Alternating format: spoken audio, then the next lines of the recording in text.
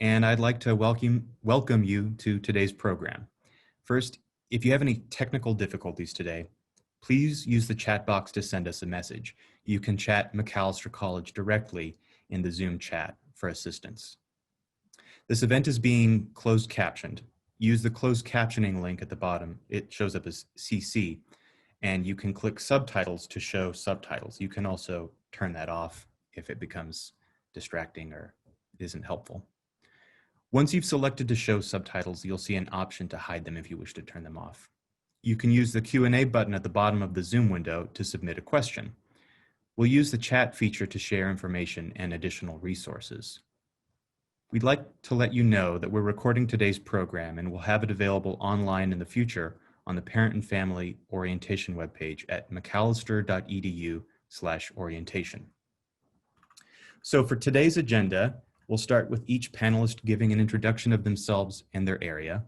Then we'll invite you, if you haven't already done so, to view the Parent and Family Orientation videos at macalester.edu/orientation/parents. So without further ado, let's get into the panelists. So we'll start with Dr. Bradley. Good afternoon. If you're in the Twin Cities or in the Central Standard Time Zone, good morning, good afternoon, good evening, wherever you are. Welcome to Macalester. We've already welcomed your students, but I want to welcome you again. My name is Demithra Lachey Bradley, and I serve as the Assistant Vice President for Student Affairs and the Dean of Students in the Division of Student Affairs, and my pronouns are she, her, hers.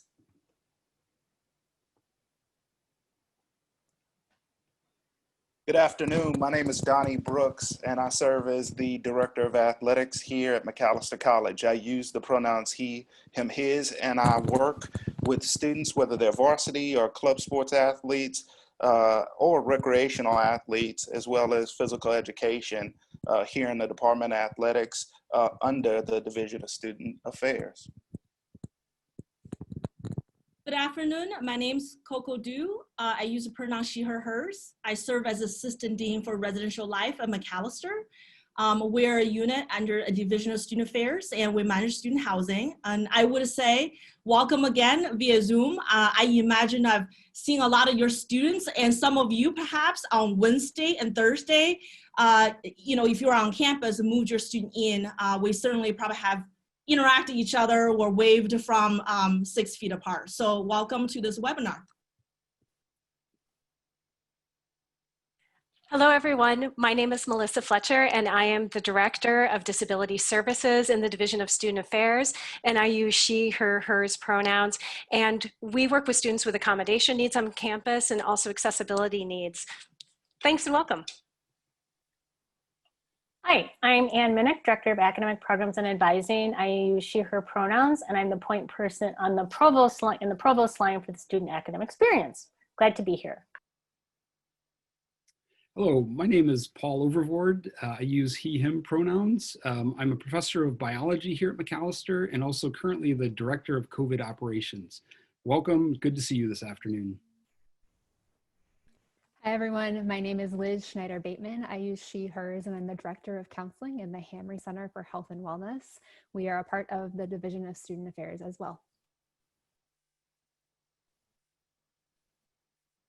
Welcome everyone. My name is Marjorie Trueblood. I use the pronoun she, her, hers, and I serve as Macalester's Dean of Multicultural Life, which is under the Division of Student Affairs, where we empower students to believe in their abilities and work to change the world around us. Welcome once again.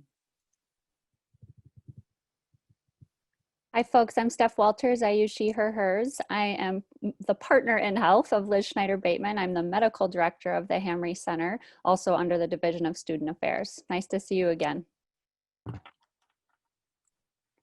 Thank you everybody for your great introductions.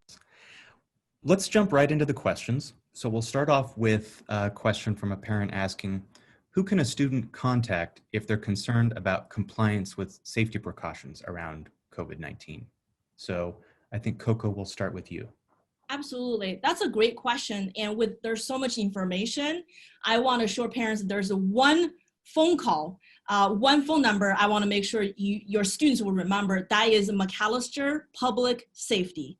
Our public safety function is a 24/7 service function. They're on campus 24/7, ready to respond and react. And so just assure your students that that's the best phone number for them to reach to.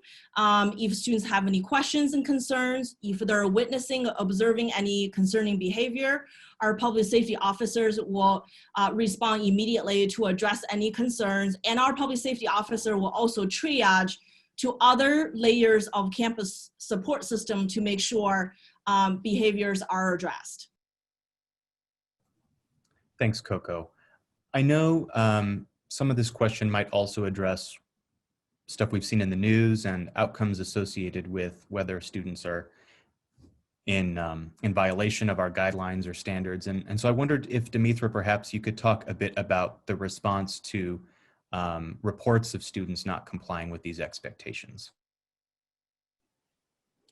So as Coco mentioned, our public safety officers will likely do initial response around just understanding what's happening, where the students are coming from. This is new it continues to be new for a number of our students on a college campus. So we want to acknowledge that it's going to take a little bit of getting used to, of course. And although we're acknowledging that, there are, I would say, implications in our student handbook related to repeated or flagrant violations of our community commitments, such as not wearing masks when we're supposed to, or being within 6 feet when we're not supposed to, et cetera, et cetera. And those repeated and or flagrant violations of our community commitment will be addressed via our student conduct process for our students.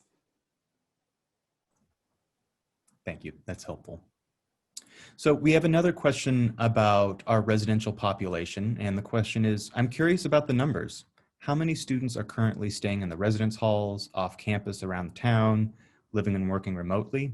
So I thought Coco might be a good person to tackle this question. Absolutely. So as folks and students and family know, that we've done a lot of intentional and strategic de-densification of our campus, including in the residence halls in terms of student housing. We did that really in support of public health. And as a result of that, say typically Macalester has an overall student enrollment of 2,000 students. Right now we're housing about 35% of that number on campus. And again, every single student has their own individual single occupancy rooms on campus as a part of the campus-wide de-densification efforts. And everybody else, they're either in the neighborhoods or they are studying remotely from afar in terms of with their family and loved ones. Thank you, Coco. We have a question here. If I wanted someone to check on my student, for example, if they're ill, who do I contact for that? We know that right now a lot of people might be thinking about COVID specifically, illness, and certainly that falls into this question. But generally, anytime you have a concern about your student's safety, their wellness, if they haven't responded to your outreach and you're concerned about their well-being, it's important to call public safety. Public safety at Macalester is a 24/7 resource, and they are connected with the student affairs and residential life staff. The residential life is within student affairs, but they're connected with the staff that are on call as part of our 24/7 rotation of people that are on duty for the college. So if there's one number to program in your phone and make sure your student has the number programmed into their phone as well, it's the public safety number, that 651-696-6555. You'll get an answer. And if they have any questions, or if it's something that the Division of Student Affairs needs to be involved in, they absolutely have our own numbers, and we're part of a rotation and we'll be involved in that response. So the next question is, what is the minimum course load to be a full-time student? The family questioner found info on the website that indicates 12 hours, and a student signed up for 12 hours. But it sounds like there's some additional questions. So I wondered if perhaps Ann Minnick could talk about being a full-time student and how many credits students should be aiming for in a semester? Sure. So the minimum number of credits required is 12 to be full-time, but students need to register for 16 credits per semester average in order to graduate in 4 years.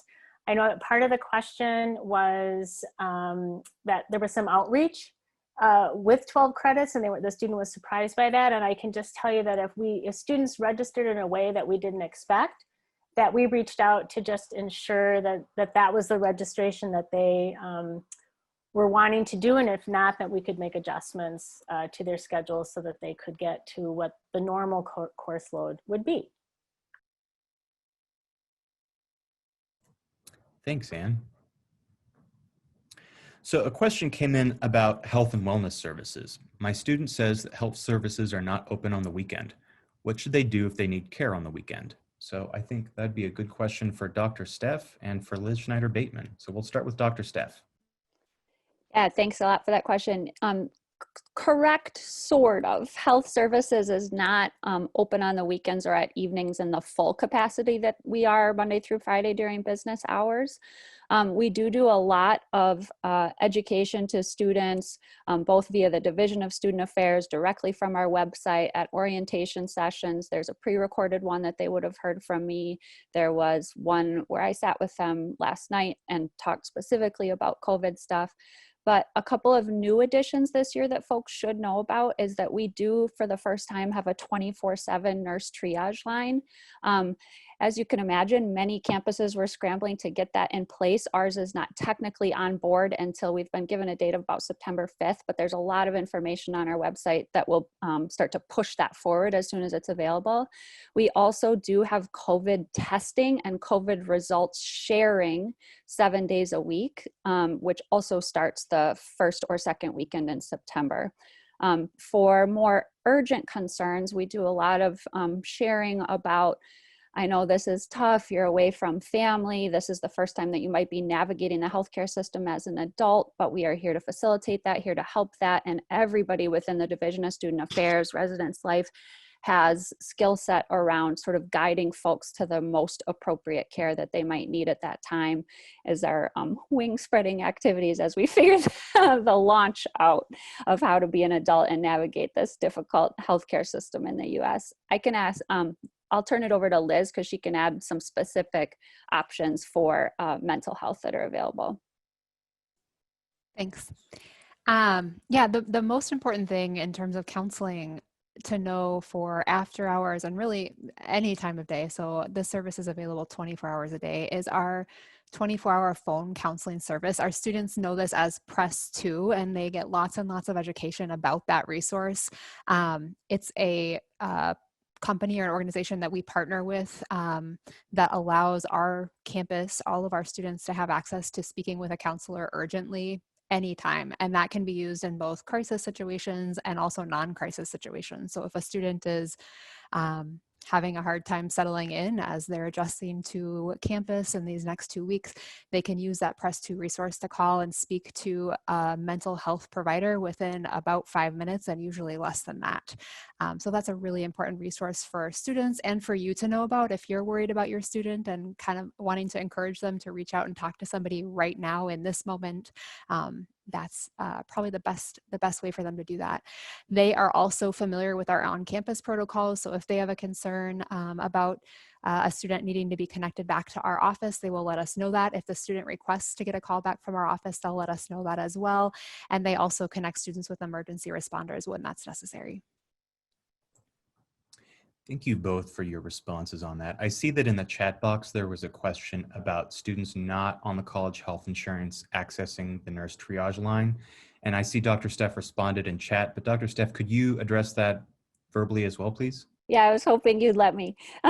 Yes, that's such an important clarification. Any of those 24/7 nurse or mental health lines are available to any enrolled student, regardless of insurance status. And something I want to make sure that everybody also understands about the Hamre Center for Health and Wellness, which is a real credit to the commitment that Macalester makes to folks' health is that there is no office visit charge. Those of you listening who are in healthcare understand what I'm talking about. So to sit with a nurse, to sit with a doctor, to sit with a counselor, to sit with anyone, there is no office visit charge to get advice, to have most physical exam things done.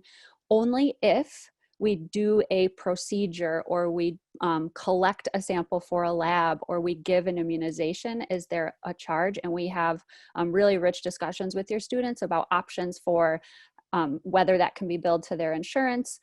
If they want to pay out of pocket, we can have them wait and think about it and communicate with family or insurance holders to figure that out. But to see us, to access care, and the vast majority of what we do, there is no charge to students for that care. Thank you very much. And can you address whether students studying from outside of the United States or from outside of Minnesota are able to access those telephone resources? Yeah, I can speak about the Press2 resource that is available to students anywhere in the world, so they can use that if they're out of Minnesota and as well if they're in another country. That is my understanding of the Access Nurse Care as well. But what I always say, and especially in the era of COVID, is that things are changing quickly. So bear with me, but I will make sure that is very clear to people if they can access that out of the country as well. Excellent. And we had another follow-up question specifically about following up on vaccinations. Can you provide those at Health and Wellness Center? And how is that scheduled? Yep, so this is a great time to talk with your students about how to access healthcare. There are things that parents or guardians have been doing for them, making appointments, picking up prescriptions, but this is a good practice for them to, just like the way I access my physician, I call, I make an appointment, they do the same thing. So we really are a primary care clinic that happens to be located on a college campus. They have the same rights to privacy and confidentiality that you would have at a primary care clinic located anywhere else. And the structure and function is very similar to a primary care clinic too. You call and schedule what you need or access it on the website or make arrangements online. Very helpful. Thank you, Dr. Steph. Another question. What is Macalester doing proactively to get non-compliant students and staff to change their ways and follow the COVID-19 protocols, and to ensure that compliant students and staff will not let their guard down prematurely if all else goes well? Now, we had a session specific to COVID-19 the other day, but I'd like to revisit with Paul Overvoort and Dr. Steph the response to this question. So maybe Paul, you can get us started, and Dr. Steph, go next. Oh, Paul, looks like you're muted still. Yep, sorry, my bad.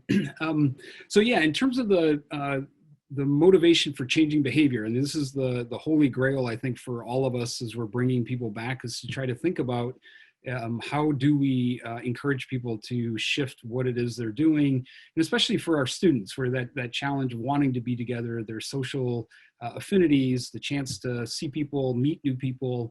And so really, I think I would highlight 3 things that have been done and continue to be worked on. One of them is the community commitment. So a clear statement of what it is that we as a community, and not just students, but also faculty and staff, are committed to doing in terms of very specific public health practices that will minimize the risks of spreading the virus. The second thing is a training video that we've created that, again, makes sure that every faculty, staff, and student will have the same information. So we're starting from a similar baseline. And in there, again, is the reminder of what that community commitment are and some explanation of some of the key elements of what those practices look like. And then the third thing I'd point to is that we do have an infectious disease task force that's been meeting throughout the summer, and a subgroup of that is specifically aimed at social, behavioral, cultural change, and thinking about how it is that we might interact with students and to communicate information in a way that's age appropriate, that's connects with them, that's something that will allow them to continue to be motivated. And so I think that group will continue to play a very important role. There is a communication strategy that's been mapped out in terms of different avenues, social media, posters, publications, and a daily publication that comes out from the college. And so I think that those sorts of things will continue to be very important. That question of not letting the guard down, I think, is probably the biggest thing that has me awake at night. Right now, as many of you know, we're doing the asymptomatic testing. That testing is a snapshot in time. It's something that lets us know when the student walked through the line and provided a sample, did they or did they not have enough COVID virus to be detected by that test? My real worry in these first few days is that that somehow is seen as a green stamp, or, you know, turn the lights on and off we go, when in fact it actually remains the fact that we live in a community where COVID is actively circulating, and having that test is not the end all be all, and the behaviors that follow are going to be really important. And that's why, again, we come back to that community commitment and the elements that are in there of the 6 feet of physical distance, wearing masks regularly, washing hands, staying home when people are sick, and speaking up are going to become really important elements. I'll add something there. Paul and I have been co-chairing that infectious disease task force, so we've gotten to know each other and the colleagues that we're working with on all these risk mitigation and health promotion efforts throughout. I want to just tell folks that I sat along with one of my health promotion and MPH colleagues last night with all 500 or so of your students. And what we really tried to bring to the forefront is the why of this, just to remember. Sometimes COVID feels very abstract, but I do not assume that people on this call have not been touched by this on an individual level, have not had loved ones dealing with it. And students, especially Macalester students, bless them, really do want to do the right thing. We know they are motivated by social justice causes. So I asked them to picture, hey, don't forget why we're doing this. What we're angry at is the virus and a global pandemic, not the guidelines that we're all doing. That's our social contract to each other. That's what we all want to promise to each other to get through this together. So if you can focus the frustration there, and I would ask, like, what can we do to partner on this? We being those of you on this call, families, parents, loved ones. I think about like Mike Osterholm, if there's any other Osterholm groupies on this call, you might have heard him say this. He's like, hey, students, can you just give us a semester? We can do hard things. This is temporary. And I tried to remind the students of that last night. I know a lot of folks are like, we want a normal college experience. And I just say, don't compare it to like a lofty expectation of what college will be, or popular media presentations of what college will be, or even what us, your parents, are telling you what college should be. This is a pandemic year. This is a mulligan. We're going to get through this, and there are silver linings to it. The community that we've been able to create, for the first time, a whole generation thinking like global citizens, united in something that they're wanting to do for themselves, for others. So don't underestimate how much your students care about the why, because we're trying very hard not to underestimate that. They very much want to do the right thing to protect others, and ask them to think about, like, who in your life is most vulnerable? Who is it that we're doing all these hoop jumpings and physical distancing and mask wearing for? And that can help them stay motivated to stay vigilant and keep doing the right thing for folks. Thank you both. That was very helpful. Next, I'd like to ask the question, how are you managing the flow and public health concerns related to athletes in different practice pods, with some living independently off campus and some in campus managed residence halls? Thinking of the pool, showers, locker rooms, etc. So Donnie, can you take that question? Well, thank you for that question. It's interesting.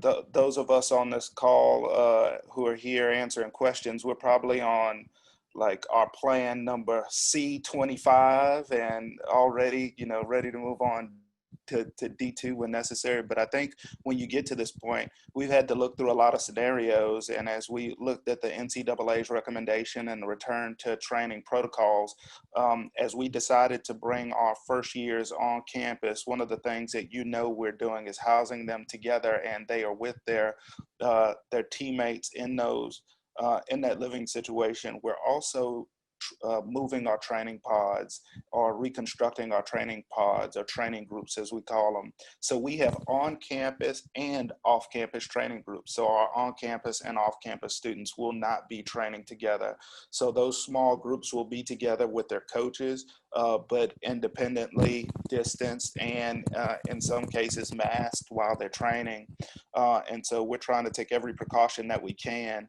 We also have made a decision to move away from the use of locker rooms when we do begin training. We think our students, because of the way they will be attending their classes, that our students who are on campus will have enough time to get to their rooms to shower and change before their classes and eat, because we're also eating in this facility. So we don't feel like there's a need to use the showers. There likely would be a hard time getting all of our students in the showers and getting them to eat and run the class. So we're making the best, safest decisions that we can that allow our students to maximize this opportunity. The NCAA and the MDH are also providing guidance around athletics. So we're following that as strictly as we can, and then making McAllister-based decisions in addition to that, just to ensure the goal of getting to competition at some point is the goal. And so to do that, we just have to do it as safely as we can. Thank you, Donnie. That's very helpful. Thank you. So this next question, I think, is going to be for Liz. So thinking about worries and anxiety and depression in campus where we're physically distanced, but still trying to build social relationships, are we doing self-diagnosis and prevention education? And how do we include students that are learning from a distance so they don't feel left out? Thanks, Andrew, for that question. And thanks for whomever asked this question. I share your worry, as do I think everyone else on this call, and many of our faculty and staff across campus. We're thinking about this a lot and thinking about the various ways in which we can support and stay connected to our students around their mental health, but also around feelings of being in a community and being connected to other human beings. We know that COVID-19, as well as anti-Black racism and other forms of oppression, are having an impact on people's mental health and their experience of isolation on a college campus. So it's a really important question. My lens that I come to mental health with is from social work. And so I'm also a prevention, big picture upstream junkie. Dr. Steph and I share that passion. And so when we think about how we do mental health work on our campus, that's always at the forefront. How do we reach all of our students, not just those that have either had access to mental health care services in the past or might have cultural or family supports to guide them in that direction. And so we do a ton of prevention work. A lot of that comes out of our health promotion division of the Hamre Center, and it's on our website under a section called Wellness Initiatives. So if you want to learn more about some of the specific programs that we offer, a lot of which are focused on mental health, that's a place where you might refer. We do some education, both in orientation for our incoming students around reasons you might seek counseling. We also do a ton of education with our campus, our student leaders on campus, as well as our faculty and staff around what to look out for in others. So there are tons of people that are, when we broadly consider who are our first line responders that are really in regular communication with our students, we think about our residence assistants, we think about our faculty members who, regardless of where your students are physically located, are going to continue to be seen and in connection with students. And we do education with them about things to look out for and signs and symptoms of things like depression. One of the programs that we offer that's on that website I mentioned is QPR. It's a nationally, internationally recognized program for suicide prevention, and there's a lot of education in there about how to look out for community members.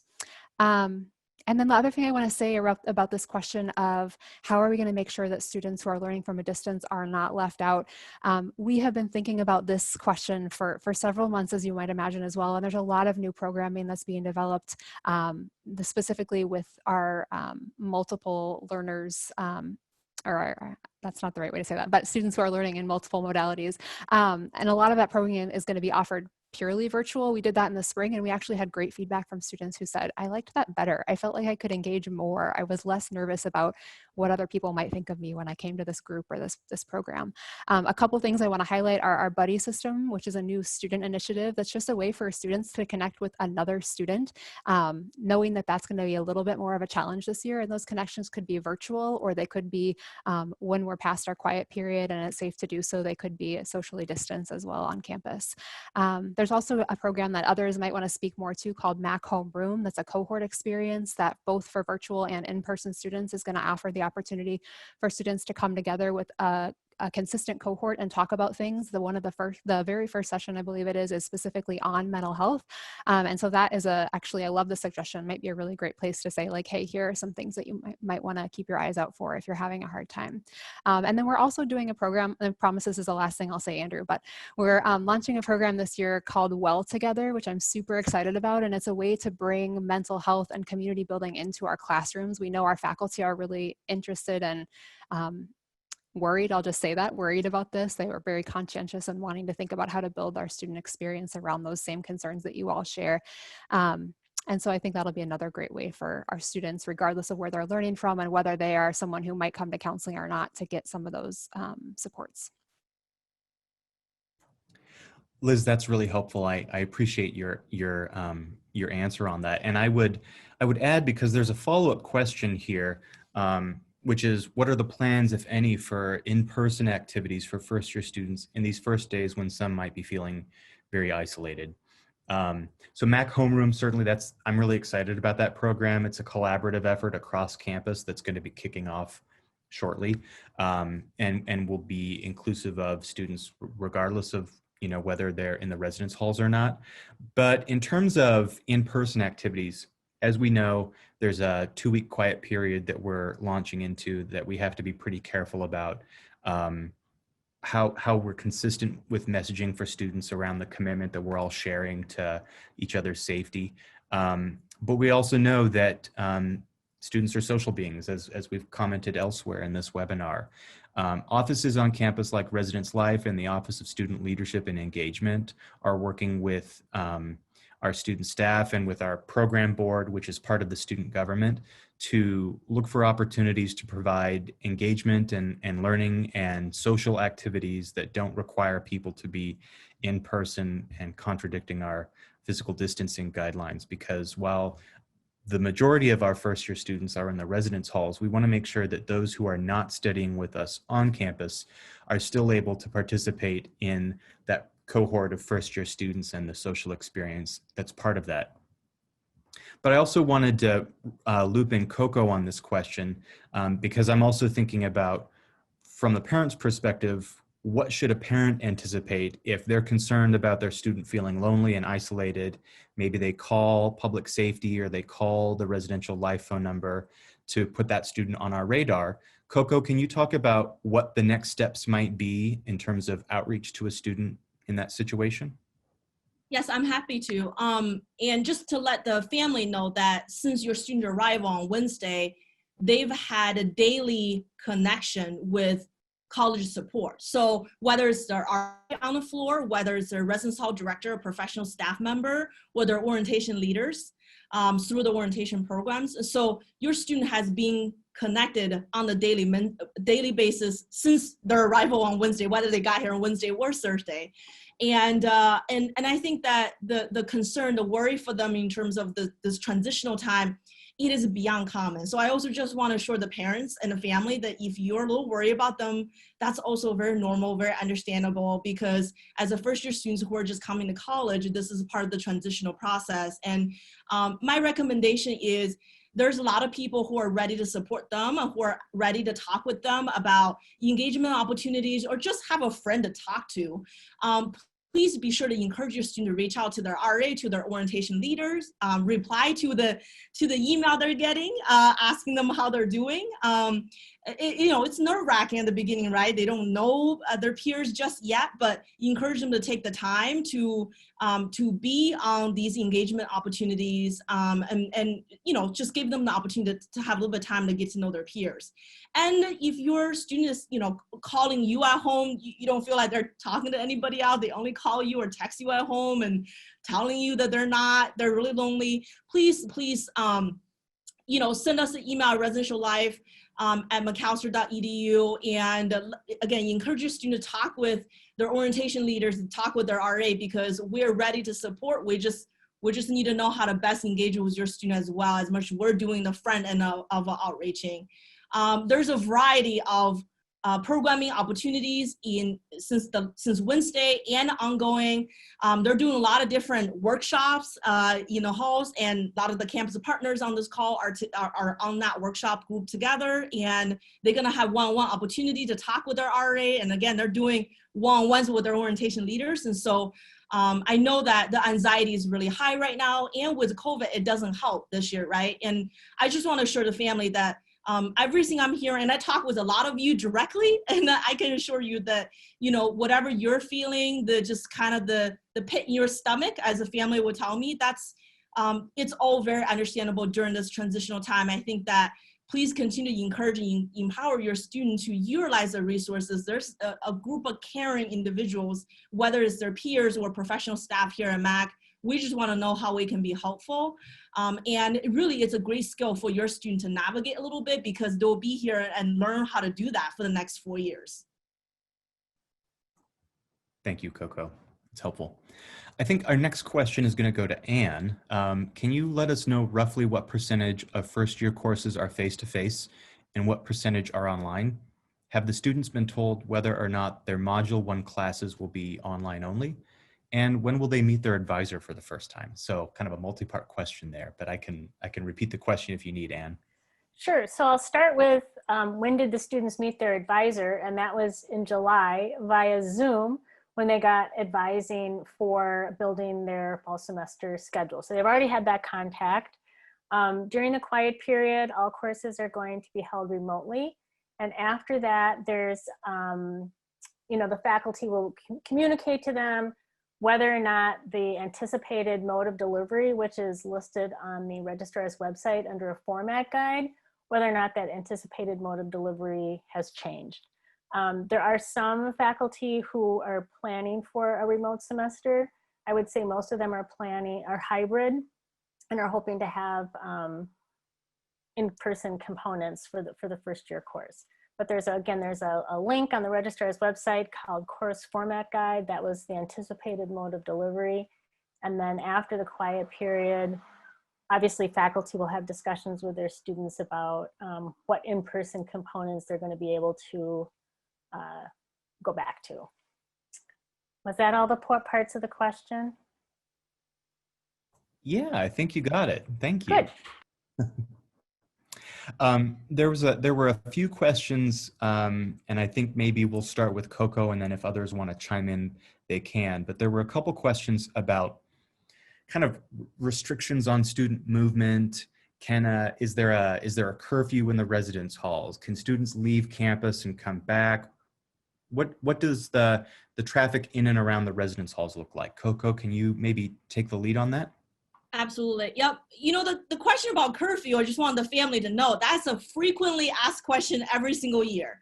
Every year I'd be on Macalester doing parent orientation, most of the time in person, this time differently. That's a mostly frequently asked question. So the answer is no, there's no curfew because your student is considered legal adult when they come to college. And we hear that as parents, we're like, oh no, it doesn't matter. How they get, they're still our child, right? Like we get that. But we have what we call quiet hours on the weekdays and on the weekends. And during the weekdays, at 10 p.m., on the weekends, 1 a.m. And those quiet hours are designed to encourage students to quiet down, settle into their nighttime routine, and staff and public safety are around, and just to pay attention, be observant. And so we don't have curfew, but there's quiet hours that we encourage students to get settled in their own room, right? In terms of when students are allowed to go off campus, as Andrew mentioned, we're in this 2 weeks of quiet period. So we are asking students to stay put and more restrict the movement and be observant of who they're interacting with. Beyond that, though, after the first 2 weeks, the students wouldn't be able to leave the residence hall. They can, go to a coffee shop across the street that's outside of Macalester if a student desire to do that. And again, anytime students are on campus or near in campus, we always suggest to practice good public health guidelines. And again, in some ways, the way how we've been living our own lives, right? When you go outside, make sure your mask on. When you go to the grocery store, please keep your mask on, hand sanitize your hands, and just practice good personal protection. So that's been advisement after the first 2 weeks of a quiet period. Thank you, Coco. I'm smiling because one of the things I love about modern technology is that while we are all having this session with parents and families, there are different orientation sessions happening. And so I know from some of the questions popping up in the chat that parents are checking in with their students about, have you heard about this? This is an important resource I'm hearing about. Have you heard about it? So a couple questions have come up around the Mac Center resource and the Press 2 line. And I want to just remind folks that the orientation program is still running. So there's information that maybe we're talking about here that will be discussed in a session later today or tomorrow or even Monday or Tuesday. So specifically, there was a question in here about the homeroom program, Mac Homeroom. And that hasn't been discussed with the students yet. They'll get more information about that on Tuesday. They'll also see information about that in the Mac Daily, which is an email newsletter that goes out every day to all Macalester community members. So faculty, staff, and students all receive the Mac Daily.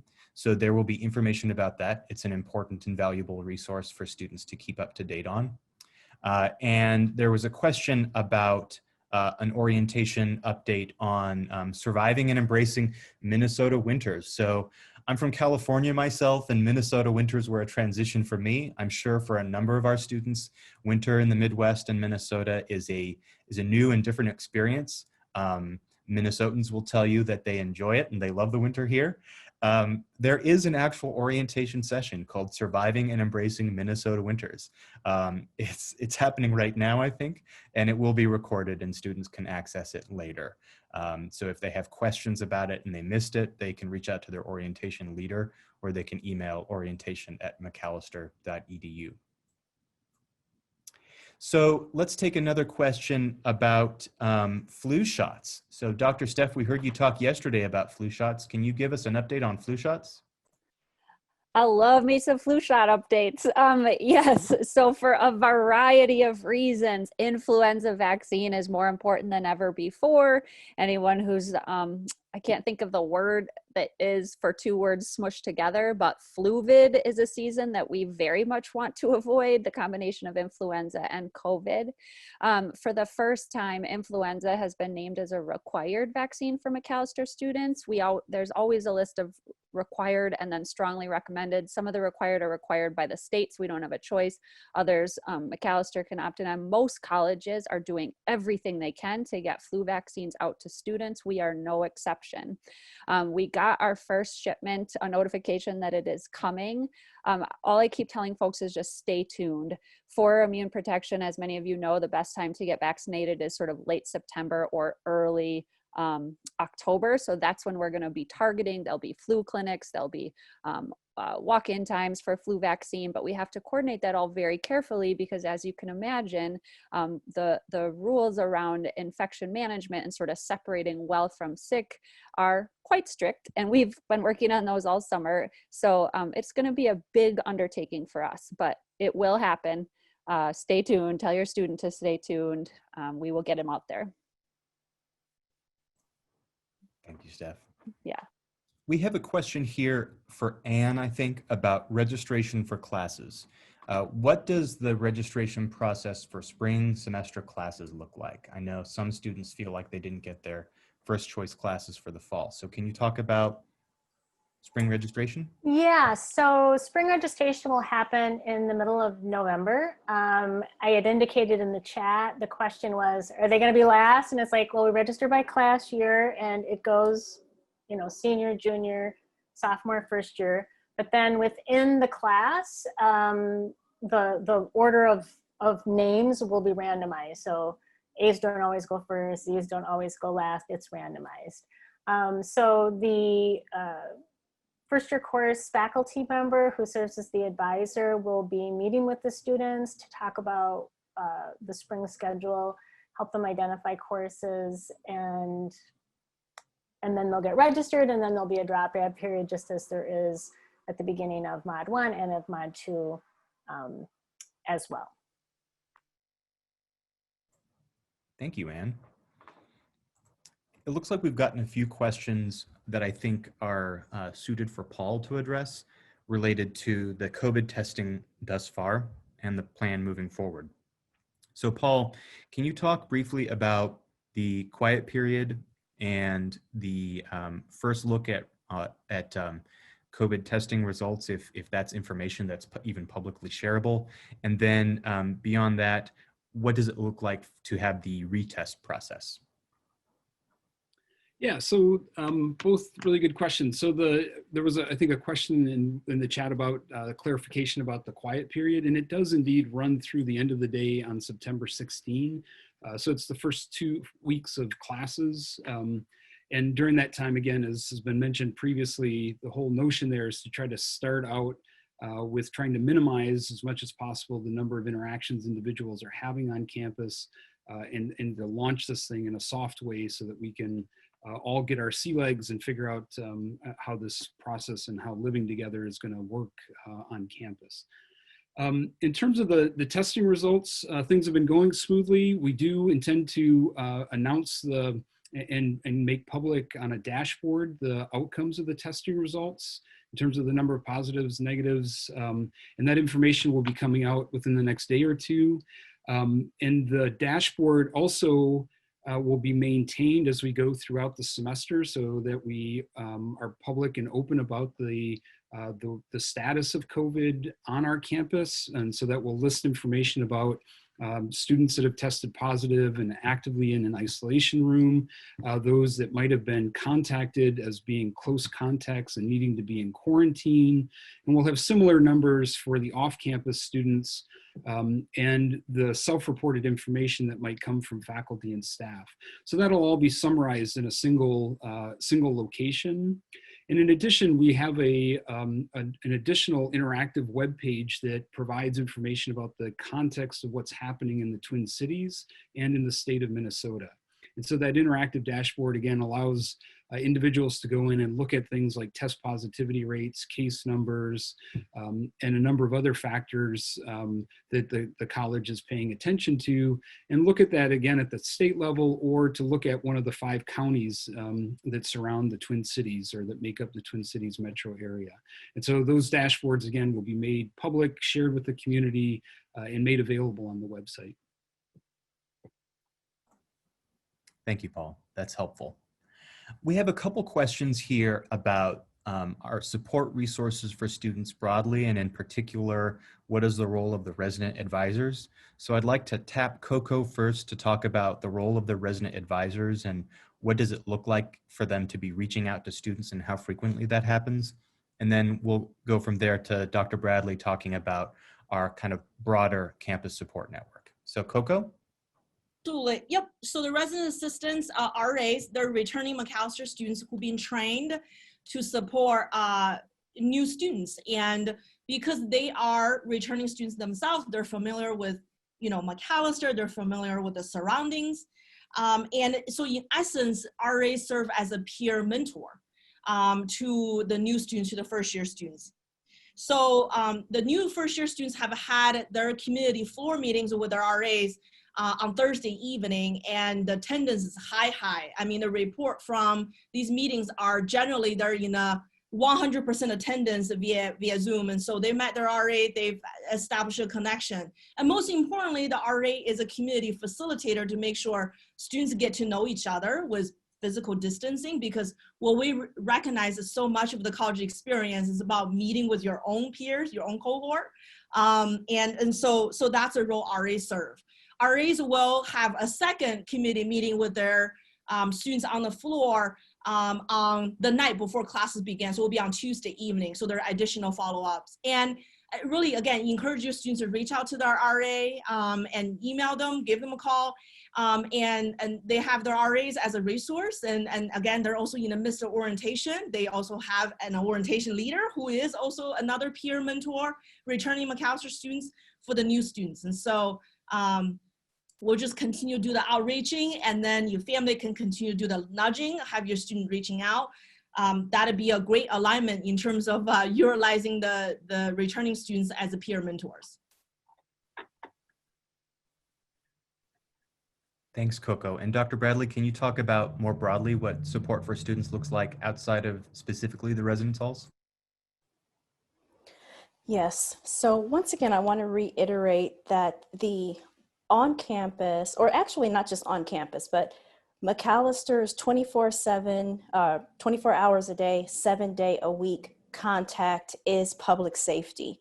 And we do encourage students and parents and loved ones, no matter what, to start with that number, which again is 651-696-6555.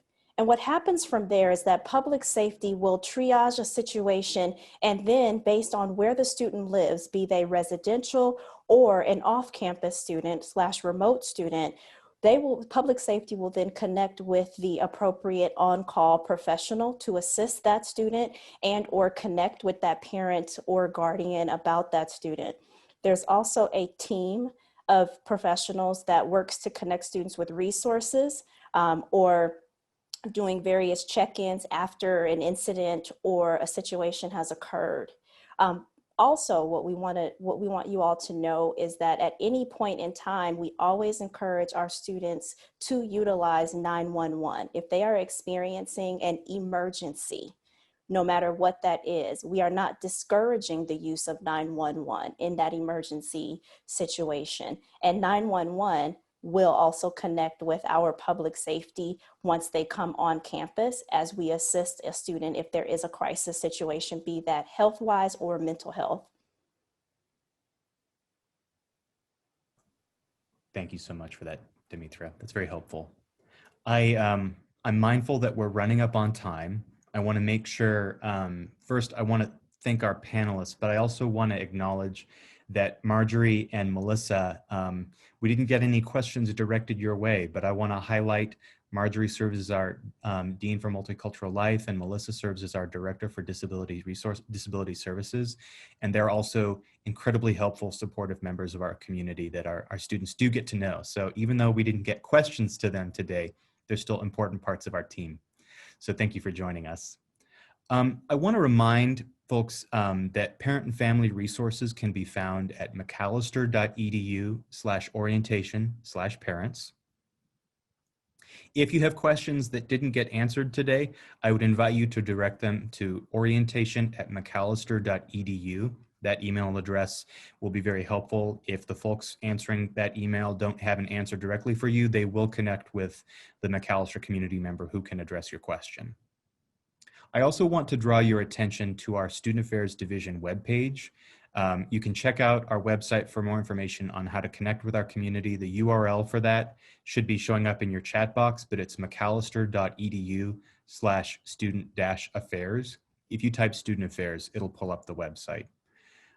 Within that webpage, there's a subpage /division, where if you click the link to explore our division, you'll see our list of 10 departments and programs and their social media handles, their department web pages. There are brochures on there that you can download for later review that have our staff members' profiles and some highlights from each of those departments. Not every department within the division was able to be represented on today's Q&A, so that will be another helpful resource for folks to explore. So to wrap it up, we want to thank everybody for your attention and for your participation. I know I'm excited by the, I commented earlier on the back and forth that parents are contacting their students while they're in this session. I think it's a great example of the kind of the three-legged stool that we comprise. Each of us is part of a team supporting and helping and encouraging your student. It's important and valuable for us within the Division of Student Affairs and with our academic affairs colleagues to be partnering with you as parents and family members, because we know you have been there supporting your students prior to their arrival in our community, and we know you'll be part of that moving forward. And we appreciate and we appreciate the collaboration and engagement that we find there. So we're excited to start the new school year. We know that this is a unique time, and we're optimistic that things will revert back to what we consider normal, hopefully, very soon. And we're excited to be partnering with you and your students on their journey over the next few years as Macalester students and eventually Macalester alumni. So I want to thank you and wish you well.